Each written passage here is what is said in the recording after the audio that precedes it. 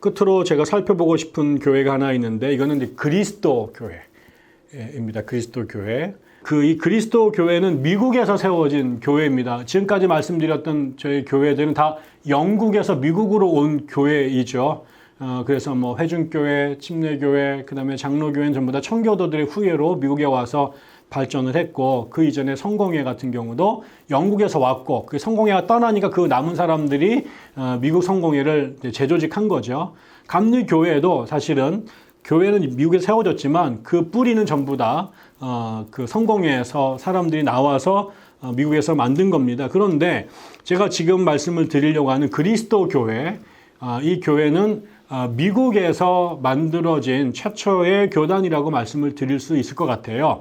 여기에는 몇 가지 이제 그 기원이 있는데, 사실은 이 기원의 한 면을 보면 또 웨슬레의 영향이 또 부인할 수가 없습니다. 왜 그러냐면 이 웨슬리가 가리켰던, 강조했던 것 중에 하나가 뭐냐면 웨슬리는 교리에 대한 엄격한 그 정교한 규정이나 준수에 상대적으로 관심이 덜했습니다. 그리고 오히려 이 사람에게는 기독교는 교리가 아니라 체험이고 삶이었던 거죠. 하나님에 대한 해석을 정확하게 하느냐 보다는 그 하나님과 어떤 인격적 관계를 맺느냐가 더 중요했던 거죠.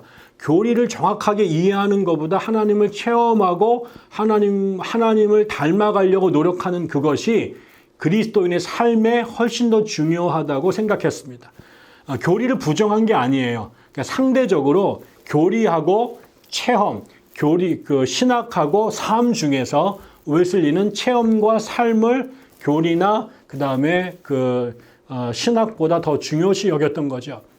성경을 중요시하고 성령을 중요시하고 그다음에 전통을 다 중요시 여겼습니다만, 그 성경의 근거에서 교리를 세우기보다는 성경의 근거에서 하나님과의 온전한 관계, 하나님을 닮는 삶을 살고 싶었던 게 웨슬리의 꿈이었습니다. 그래서 웨슬리가 했던 유명한 이야기가 있는데 이런 이야기가 있습니다. 제가 읽어드릴게요. 감리교인들은 그러니까 감리교회에 이제 가입하려고 하는 사람들한테 웨슬리가 이런 얘기를 한 거예요. 감리교인들은 그들의 가입과 관련해서 어떤 생각도 강요하지 않습니다. 특별 구원이든 일반 구원이든 절대적 선택이든 조건적 선택이든 그들의 뜻에 따라 선택할 수 있습니다. 믿고 싶은 거 믿으라는 거죠. 그들의 뜻대로 성공회인이 될 수도 있고 분리파 신자들, 즉 장로교인이나 독립교회 신자들이 될 수도 있습니다. 그런 것들은 아무런 장애도 되지 않습니다. 감리교인들은 자신들의 뜻대로 생각합니다. 하나의 조건, 유일한 조건은 바로 영혼을 구원하고 싶은 진정한 바람입니다. 그것이 있다면 그것으로 충분합니다. 영혼을 구원하고 싶은 진정한 바람, 이것만 있으면 된다는 거예요. 그것이 있다면 그것으로 충분합니다. 그 이상은 아무것도 바라지 않습니다. 그 외에 어떤 것도 강조하지 않습니다. 그들은 오직 이렇게 질문합니다. 즉, 당신의 마음도 저의 마음과 같습니까? 그렇다면 우리 악수합시다. 이게 이제 웨슬레의 정신이었던 거고요.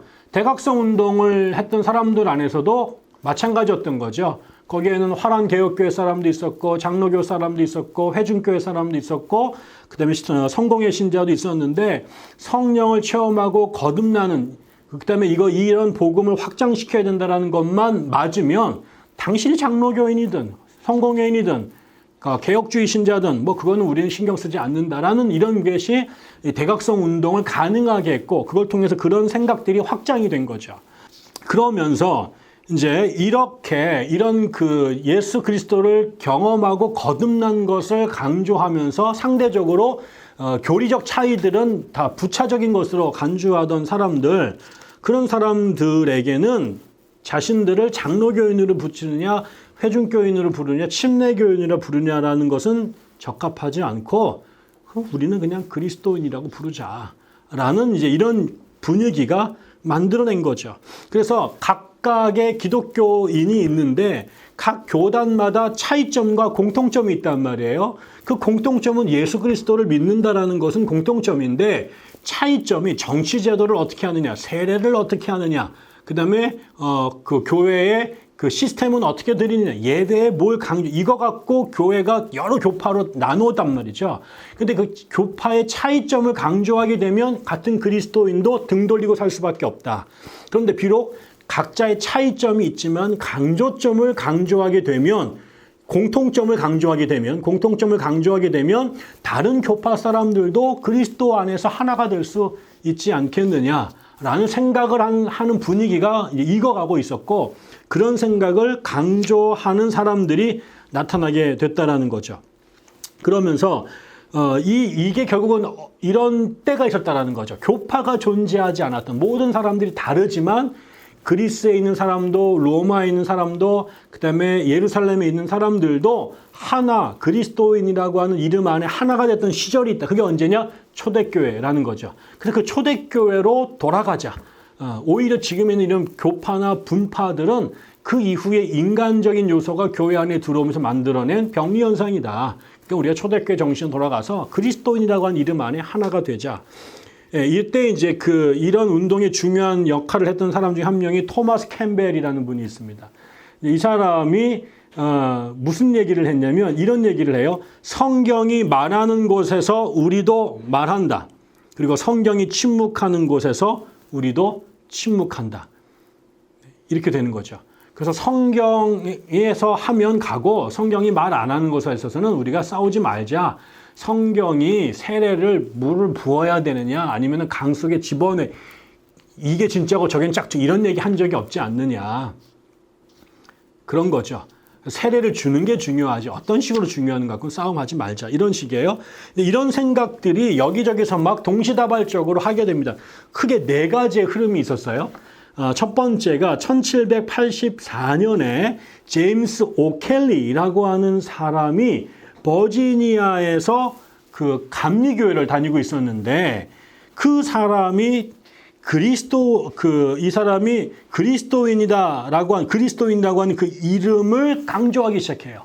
그래서 어느 날 부흥회를 갔는데, 감리교 부흥회 때 이런 주장을 한 거죠. 우리가 교파 여러 가지 이름으로 부르지 말고 그리스도인이면 충분한 거 아니냐. 라고 얘기를 했는데, 이거에 사람들이 굉장히 감동을 받은 거예요. 그렇지, 그리스도인이면 충분하지, 우리가 다 거기에 뭐 이런 게 뭐가 중요해, 이러면서 그리스도인이라고 하는 이름 외에 다른 것을 자기를 부르지 않겠다라고 하고 결단한 사람들이 생겨나기 시작했습니다. 제임스 오켈리의 영향으로 1784년에 버지니아에서 벌어진 일입니다. 또 비슷한 시기에 1801년에 뉴잉글랜드의 그 버몬트의 한 침례교인, 이번엔 침례교회예요. 아까 감리교회였고, 거기에 에브너 존스라고 하는 사람이 비슷한 얘기를 해요. 분파적 이름들이나 인간적인 신조들은 철폐되어야 하고 오직 참된 경건만이 기독교적 친교와 교제의 기준이 되어야 된다라는 주장을 한 거죠. 진정한 경건을 갖고 있느냐가 중요하지, 우리가 어떤 특정한 신학을 믿느냐 안 믿느냐가 중요한 것은 아니다. 우리가 하나가 되기 위해서 예수 그리스도를 주로 고백하는 온전한 믿음만 있으면 우리가 그냥 하나 될 수 있지 않느냐라는 얘기를 이제 에브너 존스가 한 겁니다. 1801년이에요. 근데 3년이 지나서 이제 켄터키에서, 다음에 우리가 이제 그 제2차 대각성 운동할 때 좀 자세하게 하겠습니다만, 켄터키에서 그 연합 집회가 열려요. 그 케인리치라고 하는 곳에서. 그때 여러 명의 감리교, 장로교 목사들이 같이 연합으로 집회를 해가지고 엄청난 성령 임재 현상이 벌어지게 됩니다. 그때 여기에 중요한 인물 중에 바튼 스톤이라는 사람이 있어요. 바튼 스톤이라고 하는 사람이 있는데, 이 사람이 여기에서 장로교 목사들하고 감리교 목사들이 신학적으로는 같이 가기가 되게 어려운 사람들인데, 이 사람들이 성령 안에서 아무런 문제 없이 친교하고 공동사역을 한 걸 본 거예요. 그렇게 되니까, 이 사람들이 우리가 감리교라고 하는 이름하고 장로교라고 하는 이름이 전혀 이게 필요가 없는 것이다. 우리 그리스도인이지. 거기서 나는 장로교 신자, 난 칼빈을 따라, 나는 웨슬리를 따르기 때문에 나는 감리교, 이거를 주장하게 되는 순간 이거는 같이 일할 수 없단 말이에요. 근데 we are Christian. 그러니까 우리가 장로교, 감리교의 차이를 넘어서서 협력하고 교제할 수 있는 거 아니야? 이런 주장을 하게 된 거죠. 그래서 우리가 그리스도인으로 불려야 되지 않겠느냐라는 주장을 이제 바튼 스톤이 하기 시작을 한 겁니다. 그러다가 이제 네 번째로 마지막으로는 아까 인용했던 그 토마스 캠벨이 아일랜드에서 미국으로 이민을 옵니다. 그래서 그 펜실베니아에 왔는데요. 이 사람이 와서 이렇게 딱 보니까 이 미국에서 지난번에 제1차 때 말씀을 드렸습니다만은 이게 그 스코틀랜드 장로교회에서는 성찬식을 대규모로 하면서 그 성찬식을 며칠 동안 하면서 그게 성령의 임재를 경험하는 부흥의 자리였단 말이에요. 이게 굉장히 중요한 친교회장인데 아니 미국에 왔더니 미국은 교파가 다르면은 성찬식에 같이 못하는 거예요. 그래서 이게 말이 되느냐? 이건 말도 안 된다. 기독교인들인데 왜 교파가 다르다고 성찬식을 함께 못 나누느냐? 이러면서 이 사람이 1809년에 펜실베니아에 그 기독교 연합회를 조직을 하게 되고 선언과 연설이라는 잡지도 만들어내게 되면서 모든 교파의 그리스도인들이 함께 모여서 하나 되는 그런 노력을 하자. 우리 그런 비성경적인 교리나 용례들은 전부 다 내던지고 성경에서 핵심으로 말하는 것만 합의가 되면 우리 다 같이 하나 될 수 있지 않겠느냐. 이런 주장들을 이제 하게 되는 거죠. 그리고 나서 얼마 있다가 그의 아들인 알렉산더 캠벨이 아버지에게 와서 이제 같이 뭉치게 되면서 이런 사람들이 이렇게 이제 오직 그리스도인이라고 하는 이름으로 교회가 하나 되자.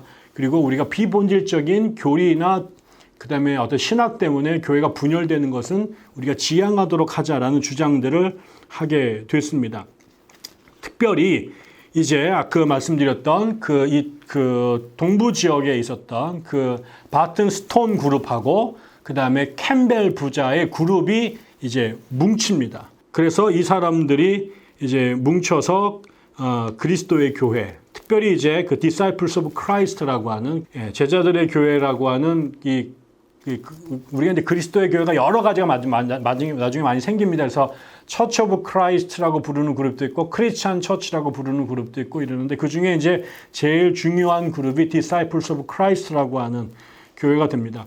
근데 흥미로운 거는 이 그리스도 교회라고 우리가 통칭하게 되는 이 교회들은 말씀드린 것처럼 그 각 교파를 탄생시켰던 세부의 그 디테일한 신학적 차이, 교리적 차이 때문에 교회가 찢어지는 것을 안타까워해서 초대교회로 돌아가서 우리가 그리스도인이라고 하는 이름 안에서 하나가 돼보자, 교파주의를 극복해보자라고 출연한 운동이에요.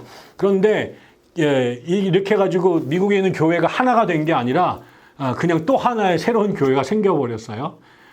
그 되게 교회가 커졌어요. 우리나라에서는 교세가 작지만 미국에서 그리스도의 교회는 아주 중요한 교단 중에 하나로 우뚝 서 있게 된 거죠. 네, 이처럼 미국 교회가 혁명이 일어나고 독립이 되면서 그 독립 전과 후로 그 교세가 굉장히 크게 교회의 판도가 크게 변하게 됐습니다. 특별히 말씀을 드렸던 것처럼 동부 지역에 제일 중요했던 교회가 두 개가 있는데 하나는 회중교회였고 하나는 성공회였죠. 근데 남부의 성공회는 영국이 전쟁에 지면서 영국으로 철수를 해버리면서 급락을 했고요. 몰락을 했고 그래서 영국과 독립돼서 남은 성공회 신자들이 미국 성공회, 그래서 개신교 성공회라는 이름으로 다시 재건해야 되는 상황이 됐죠. 그러면서 교세가 확 줄었습니다. 또 북부에 있었던 회중교회는 각 주의 공식 종교를 해체하는 운동 속에서 결국은 그들이 가졌던 독점적 주의권을 잃어버릴 수밖에 없었고 또 내부에서 부흥운동의 반대파와 찬성파로 나누어지면서 내분이 벌어지면서 또 그 다음에 서쪽이 열릴 때 빠르게 그 선교지를 개척하지 않고 그곳에 남아 있으면서 교세가 급감을 하게 되면서 회중교회는 다른 교회들한테 밀리게 됩니다. 이 두 개가 미국의 독립전쟁 전까지 제일 큰 교회였는데 전쟁 후에는 교세가 급감하게 되는 그게 가장 큰 변동이었고요. 또 그 전에 별로 돋보이지 않았던 침례교회와 감리교회가 이 새로 열려진 이 그 변방 지역에 적극적으로 선교 활동에 참여하게 되죠. 둘 다 교육을 많이 받지 못했던 사람들이 목회자가 됐고, 그러나 더 적극적으로 또 전투적으로 헌신적으로 변방 지역의 교회를 개척하고 선교 활동에 헌신함으로 인해서 새롭게 시작된 그 서부 개척 시대와 더불어서 19세기에 가장 빠르게 교세를 키우면서 미국 교회의 넘버 2로 침례교 감리교회가 부상하는 그런 일들이 이루어졌습니다. 그리고 마지막으로 그 미국에서 새로 만들어진 교회로 그리스도 교회라고 하는 것이 출현했다. 이것은 기존의 그 각각의 그 작은 그 어떤 신학적 교리적 차이를 강조함으로 개신교회가 종교개혁 이후로 끊임없이 분열되어 왔는데, 이 분열을 극복해 보자. 그래서 초대교회로 돌아가고 그리스도라고 한 이름을 교파의 특정한 이름 대신 사용하자라고 하면서 출발을 했는데, 이게 또 그 이후에 미국 교회의 아주 중요한 한 회원으로 이제 부상을 하게 되면서 미국 교회에 또 중요한 영향을 끼치게 됐다. 네. 이러면서 혁명 이후 미국 교회의 그 변화를 여러분께 말씀을 드렸습니다. 여기까지 하겠습니다. 감사합니다.